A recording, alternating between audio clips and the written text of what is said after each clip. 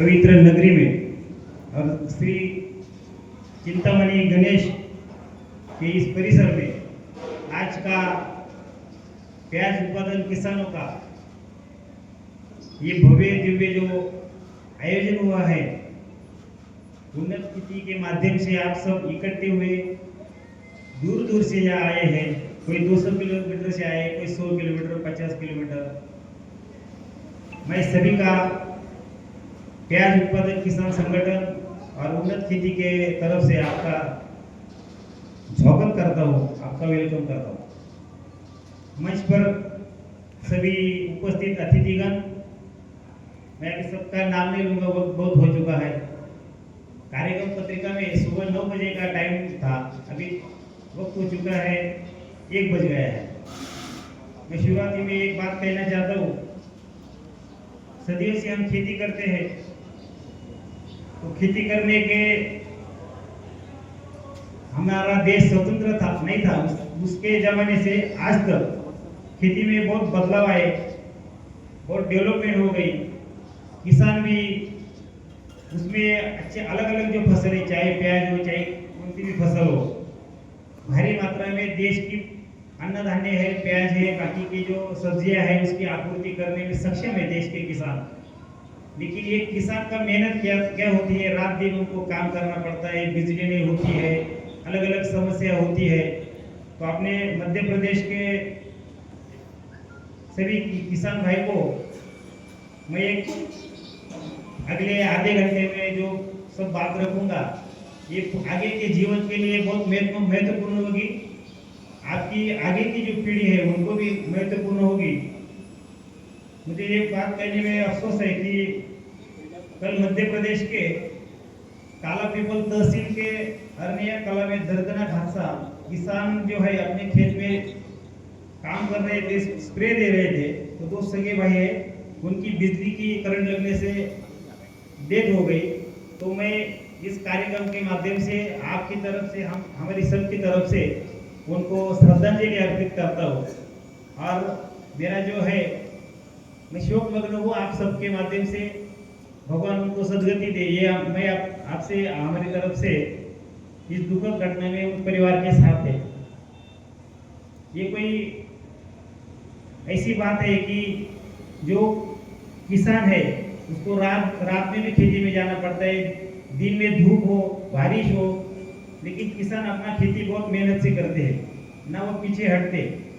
अभी आज हमारा यहाँ आने का प्रमुख उद्देश्य क्या है, महाराष्ट्र प्याज उत्पादन संगठन का काम क्या है, क्या पिछले 10 साल में हमने किया है, वर्तमान में क्या स्थिति है, क्या करना है, आगे जाके हमें क्या करना है, इन 3 मुद्दों पे यह बात हम आपके सामने रखेंगे।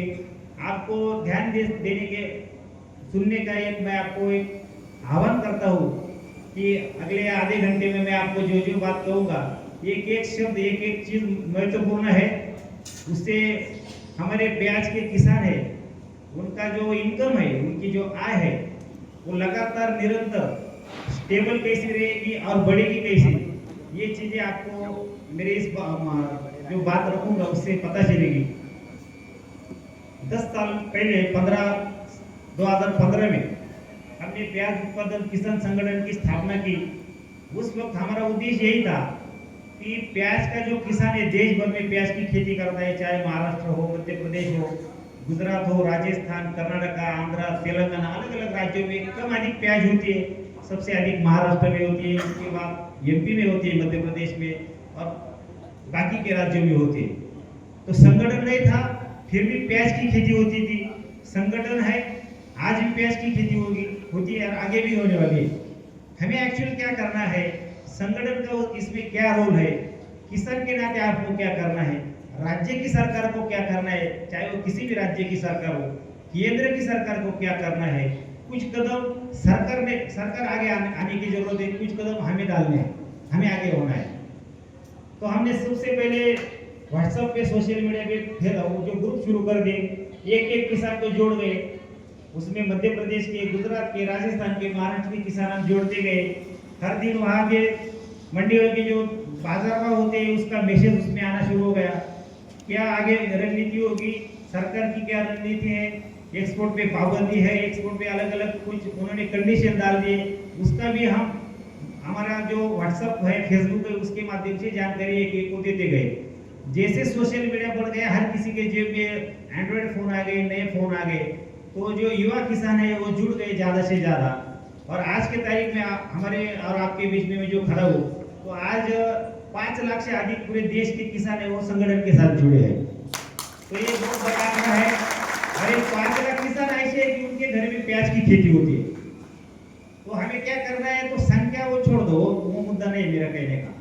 मेरा मुद्दा ये है कि किसान चाहे 1 एकड़ का हो, 2 एकड़ का हो, 5-10 एकड़ का हो, उससे ज्यादा प्याज उगाता हो, किसान कोई भी होने दो, किसान का सबसे बड़ा मुद्दा है कि उसको प्याज जब बनती है खेत में, वो बोआता है, उगाता है, चाहे वो बारिश वाली प्याज हो, चाहे वो स्टोरेज वाली प्याज हो, भंडारण में रखते, उस प्याज को दाम मिलता नहीं। वो दाम और उसके किसान के बीच में जो कोई आता है, तो अलग अलग पार्टियों का देश में जो सत्ता में बैठती है सरकार, वो उसमें बहुत पाबंदी लगा देते हैं। हम अलग अलग गांव में खेती करते, आज यहाँ इकट्ठे हुए किसान सैकड़ों की संख्या में, लेकिन हर दिन तो हम ऐसे इकट्ठे नहीं आ सकते। हमारे गांव में होते, वहाँ भी दूर दूर हमारी खेती होती है, हम वहाँ हमारी खेती इतनी मेहनत से करते हैं, तो बाकी के लिए हमारी समस्या के लिए हमें लड़ना है, हमें संघर्ष करना है, सरकार के पास कुछ ज्ञापन देने हैं, उनको कुछ मांगे करनी है, तो हर किसान तो हर रोज साल भर में ये काम नहीं कर सकता। तो सरकार और किसानों के बीच का जो काम है, वो काम संगठन करता है।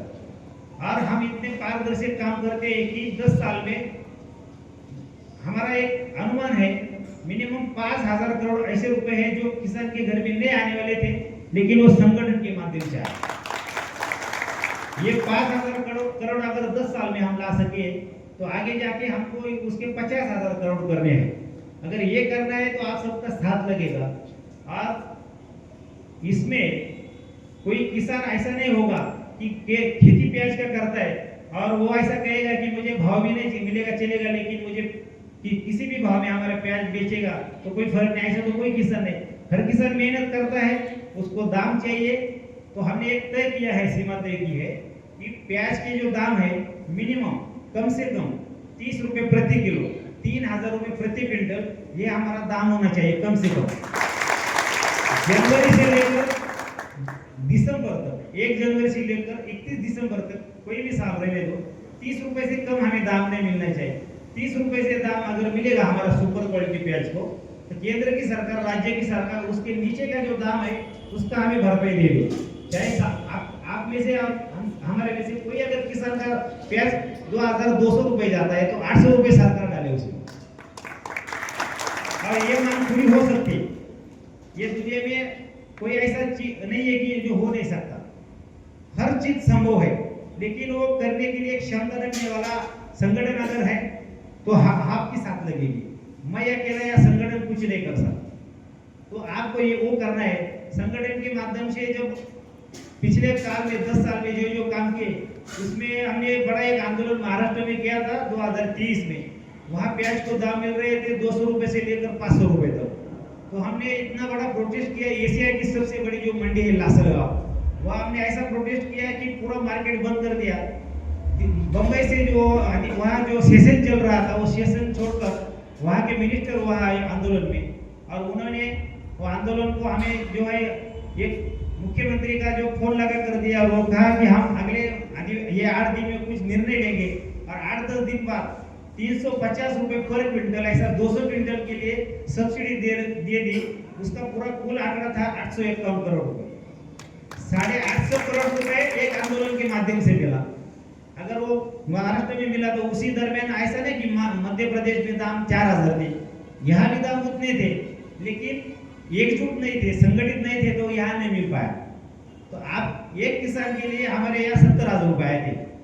किसी घर में अगर 2 किसान थे तो 1,40,000 आ गए, तो आपको भी आ जाते। तो हमें क्या करना है, हमें ये संगठन का सबसे बड़ा एक महत्वपूर्ण काम ऐसा है कि हम किसी के विरोध में नहीं है, किसी के